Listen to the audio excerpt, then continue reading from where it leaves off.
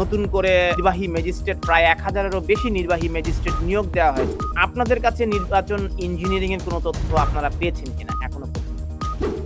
দেখুন, শুধু ইঞ্জিনিয়ারিং না, রিগিং, পরিষ্কার রিগিং এর প্রস্তুতি সম্পন্ন হয়েছে।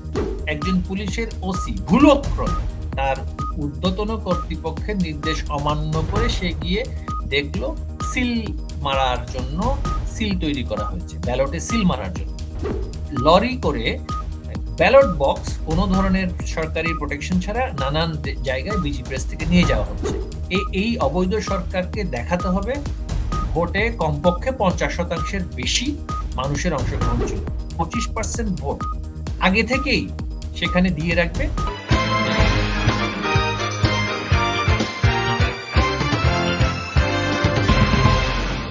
এখন আপনি কি নির্বাচনে কোনো ইঞ্জিনিয়ারিং এর আলামত পাচ্ছেন কিনা? বিশেষ করে আমরা দেখেছি যে প্রশাসনিক রদবদল হয়েছে, ডিসিদেরকে বদল করা হয়েছে, নতুন করে নির্বাহী ম্যাজিস্ট্রেট প্রায় ১,০০০-এরও বেশি নির্বাহী ম্যাজিস্ট্রেট নিয়োগ দেওয়া হয়েছে। এই নিয়োগ প্রক্রিয়াগুলো কিভাবে হয়েছে আমরা এটি সম্পর্কে পরিষ্কার জানি না। নির্বাচনের আগে এ ধরনের নির্বাহী ম্যাজিস্ট্রেট নিয়োগ এবং এর আগে আপনাদের দলের একজন সাবেক এমপি এসে বলেছিলেন যে পুলিশ বাহিনীকে নির্দেশনা দেওয়া হয়েছে। আপনাদের কাছে নির্বাচন ইঞ্জিনিয়ারিং এর কোনো তথ্য আপনারা পেয়েছেন কিনা এখনো পর্যন্ত? দেখুন, শুধু ইঞ্জিনিয়ারিং না, রিগিং, পরিষ্কার রিগিং এর প্রস্তুতি সম্পন্ন হয়েছে।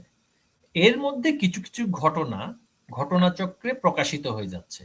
একটা আপনি দেখবেন, একজন পুলিশের ওসি ভুলক্রমে তার ঊর্ধ্বতন কর্তৃপক্ষের নির্দেশ অমান্য করে সে গিয়ে দেখলো সিল মারার জন্য সিল তৈরি করা হয়েছে, ব্যালটে সিল মারার জন্য।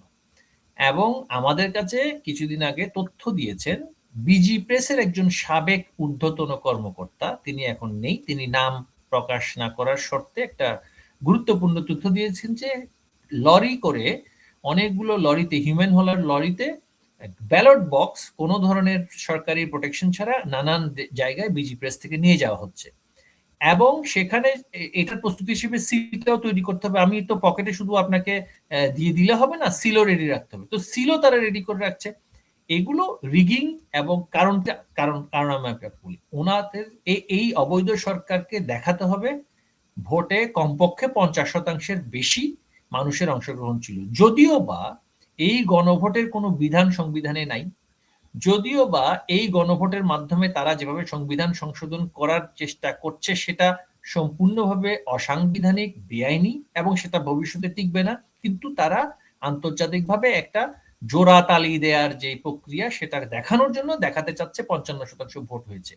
তারা কমপক্ষে 20-25% ভোট আগে থেকেই সেখানে দিয়ে রাখবে, অথবা তাদের লোকজনকে দিয়ে। কারণ আপনি একটা জিনিস খেয়াল করবেন যে কেন্দ্রে এখন আর ফলাফল ঘোষণাটা করতে দেওয়ার ব্যাপারে বিধিনিষেধ জারি করেছে। আগে যেটা হতো যে আমরা যখন নির্বাচন করেছি কেন্দ্র সমূহ থেকে ক্যান্ডিডেট তথ্য পেতেন যে এখন আমি এই কেন্দ্রে এরকম এতগুলো ভোট হয়েছে, সেখানে যিনি প্রিজাইডিং অফিসার তার স্বাক্ষর করা একটা ইয়ে থাকতো, আপনার কাগজ থাকতো। সেটা নিয়ে আসা হতো হচ্ছে রিটার্নিং অফিসারের বরাবরে, ডিসি অফিসে। এখন বলা হচ্ছে কেন্দ্র পর্যায়ে কেউই কোনো ধরনের ঘোষণা দিতে পারবে না, ঘোষণা দিবে একমাত্র রিটার্নিং অফিসারের কার্যালয়। হ্যাঁ, তার মানে কি কেন্দ্র থেকে রিটার্নিং অফিসারের ওখানে আসার আগেই সিদ্ধান্ত নেওয়া হবে কোনগুলো তারা ঘোষণা দিবে, কোনগুলো তারা ঘোষণা দিবে না।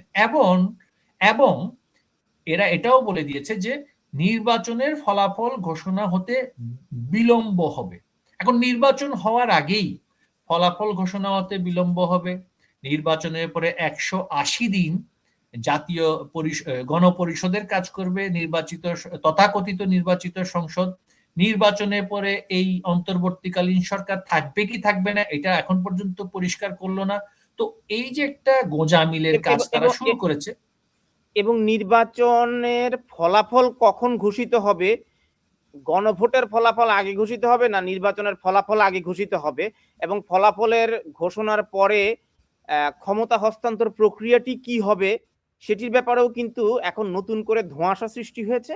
এবং এই যে অন্তর্বর্তীকালীন সরকার, তারা গণভোটে যদি হাঁ ভোট জয়যুক্ত হয়, হাঁ ভোট জয়যুক্ত হলে এই জুলাই সনদ বাস্তবায়ন পর্যন্তই কি অন্তর্বর্তীকালীন সরকার 180 দিন দায়িত্ব পালন করবে? এই বিষয়গুলো নিয়ে আসলে বেশ না, তারা তো সন্দেহজনক। অলরেডি বলেই দিয়েছে 180 দিন পর্যন্ত এই মানে অবৈধভাবে তথাকথিতভাবে নির্বাচিত যাদেরকে করা হবে তারা গণপরিষদের কাজ করবে। অর্থাৎ তাদের কি কাজ হবে কেউ জানে না। শুধু গণপরিষদের কাজ মানে তারা শুধুমাত্র এই তথাকথিত হ্যাঁ না ভোটে যে সমস্ত তথাকথিত সংস্কারের কথা বলা হয়েছে শুধু সেগুলো নিয়ে তারা আইন পাশ করতে পারবে। অর্থাৎ সরকার গঠন করার কথা কিন্তু বলেনি তারা। তাহলে সরকার কখন গঠন করবে? যদি গণপরিষদের শুধু কাজ করে তাহলে সরকারের কোনো কাজ তো তারা করতে পারছে না। আর সরকার কিভাবে হবে? সরকার চেয়ে নির্বাহী বিভাগ, তো নির্বাহী বিভাগ তো আমাদের সংবিধান অনুযায়ী। এখন আপনি বিষয়টা হচ্ছে আপনি কি বর্তমান সংবিধান মানছেন নাকি মানছেন না। কিছুক্ষণ আপনি বলছেন যে বর্তমান সংবিধান অনুসারে আপনি সকল অধ্যাদেশ জারি করেছেন, বর্তমান সংবিধান অনুসারে আপনি এই নতুন সংসদের পথে হাঁটছেন। আবার বলছেন আপনি বর্তমান সংবিধানে যেভাবে নির্দেশনা দেওয়া হয়েছে সংবিধান সংশোধনের সেটা আপনি মানছেন না, আপনি আবার গণভোটকে নিয়ে এসছেন।